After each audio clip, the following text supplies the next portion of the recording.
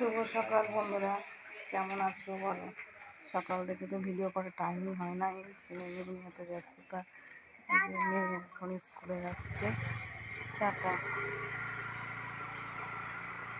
স্কুলে গেল। দেখো সাপ্লাই গাছ কেটে কি করেছে, সারা রাস্তায় গাছ কেটে কেটে হয়েছে। সব নতুন করে তার লাগাবে, ঠিক আছে? সব জায়গায় গাছ কেটেছে। দেখো তো সকালে তো রং ভিডিও দেওয়ার সময় হয় না এত ব্যস্ততার মধ্যেও। আমার বন্ধুরা কেমন আছো তোমরা? আশা করি ভালো আছো।